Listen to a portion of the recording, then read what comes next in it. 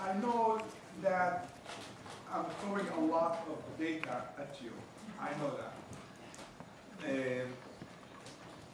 Back when we studied this training as imams, this took 10 months, this data, trust me.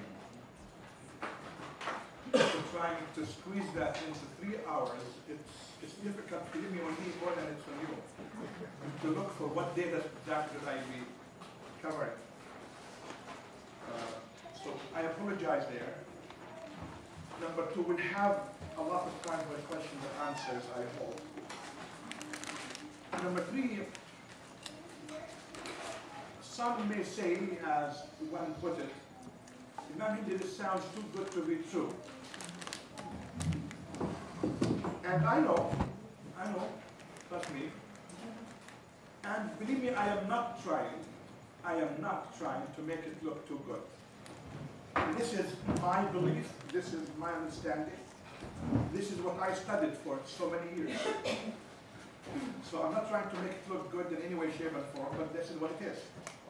However, I do acknowledge, please underline that there are problems out there. Not everyone out there agrees with my interpretation. Not everyone understands things the way I do.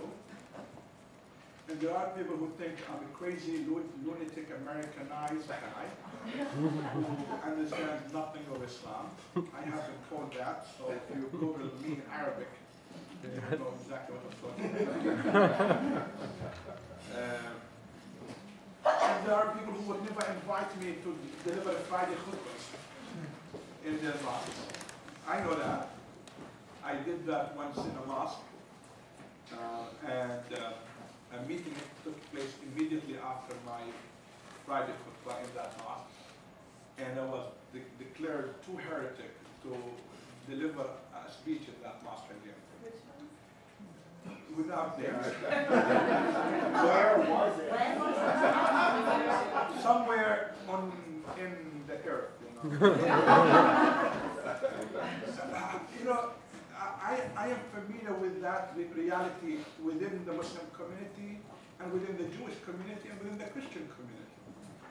There are people who would be considered out there. You know, but I also would like to say that things are not as people expect them to read. I think the problem has been in the lack of knowledge and the lack of understanding and lack of reading. None of the stuff I so far said comes from Yahya Hendi, meaning my own invention. If you read Muhammad Rida, a very well-known scholar who lived 100 years ago in Egypt, you will see everything I said there. Everything, nothing more. If you read Al-Izz ibn Abd al-Salam, the 13th century scholar of Islam, that's exactly what he said. When people criticize me, calling me liberal Muslim, I throw it back at them saying, actually, I am orthodox and you are liberal. What do I mean? My own definition of orthodoxy is that orthodoxy, or you are an orthodox, will depend on the text and the traditional understanding of that text. And liberal, my own understanding of liberal, is when you liberate yourself from the text and come up with something new for whatever reason, whatever motivation. I claim that I am very orthodox because everything I say, I can say this is what the Qur'an says, this is what Hadith says, and this is what historically happened. So the question would be, Imam Hindi, what about this bab al-ijtihad? Ijtihad, not everyone here knows the term.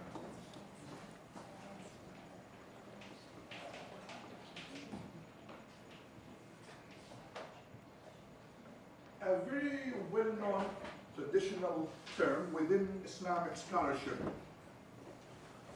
that refers to an intellectual discourse by which you debate the text, by which you try to understand the intents of the text, by which you try to derive rulings or moral paradigms out of the text. That's ijtihad. That's exactly exactly what Muslim scholars did for almost 1,200 years.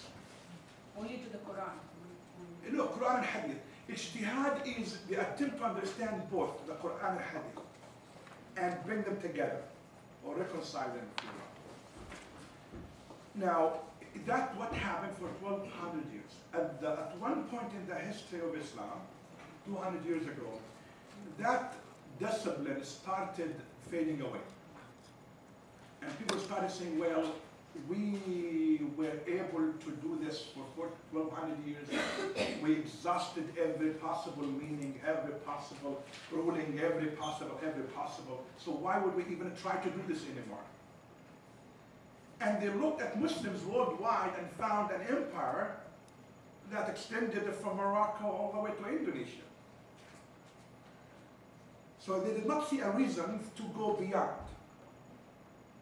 While early Muslims thought that with ijtihad comes more understanding, better application, and better understanding. And they understood that the clash of ideas is the sound of freedom. The clash of ideas is the sound of good, sound thinking. So early scholars had no problem of debating God, debating the Quran, debating Hadith, debating theology, debating philosophy. We have accounts of those debates.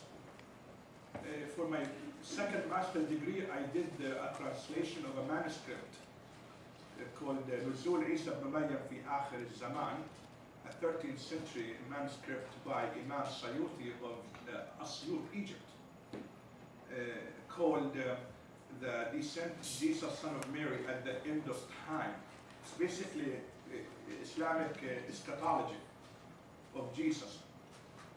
And it's a manuscript, it's a book, it's a lecture that was given by Imam Sayuti in a debate he did with a Christian bishop in Asyut, Egypt, 700 years ago, in a mosque. So people were doing this, and it was never a problem to do that.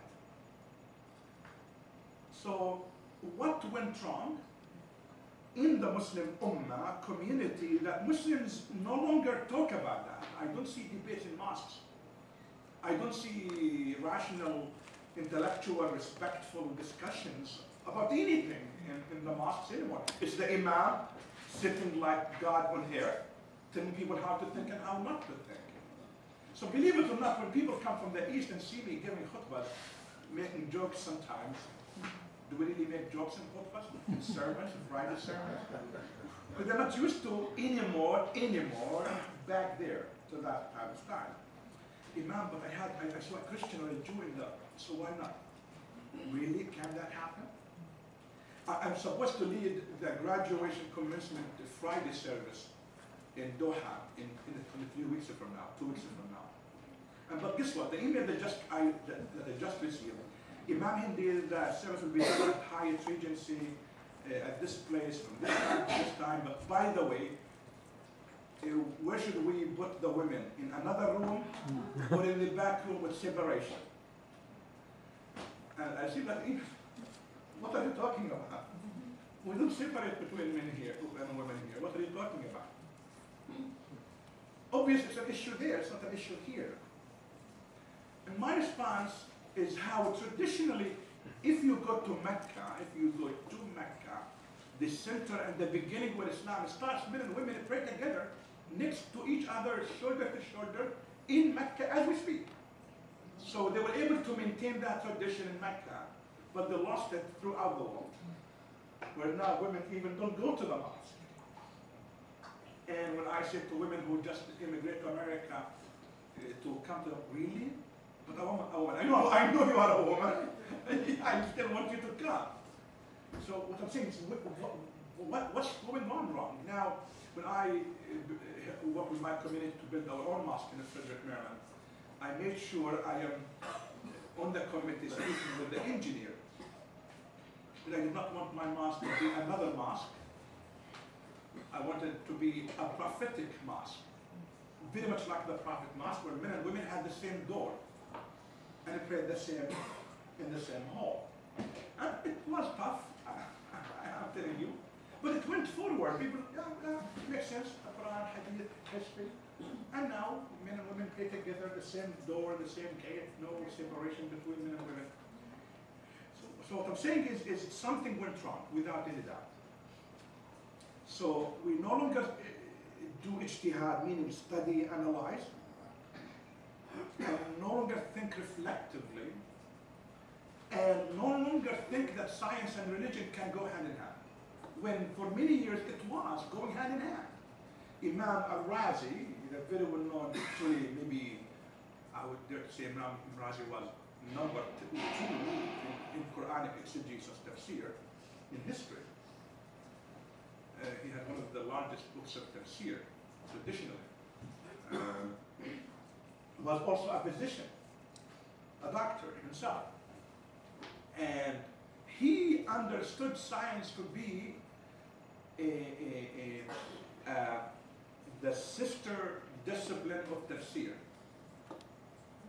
Quite amazing how he understood that relationship. But now we no longer think of that way. You know, unfortunately, in so many societies. So that's got to change. That's got to change. I think it can change as we move forward. Give an example of what I mean, to be practical, not theoretical. The Qur'an, back to the question, this is the best question I could ask. The context and what it really means. When you really read what I have been saying, like respect,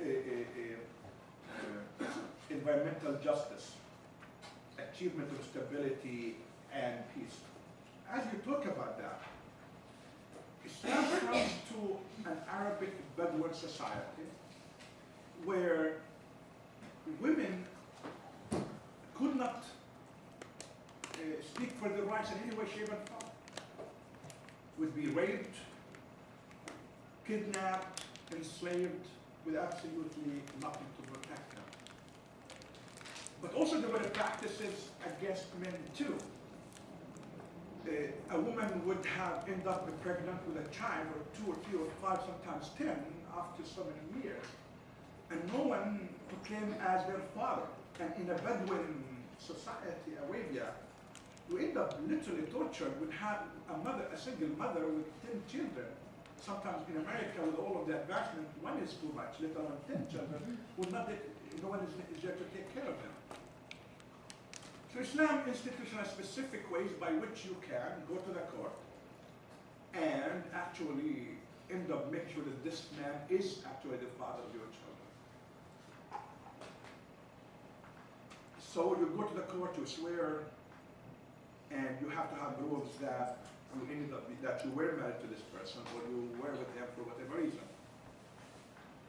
And Islam put on books, the Qur'an, the idea of 4 witnesses. Obviously, you need, according to the book, 4 witnesses to ensure that this woman, this man were actually married.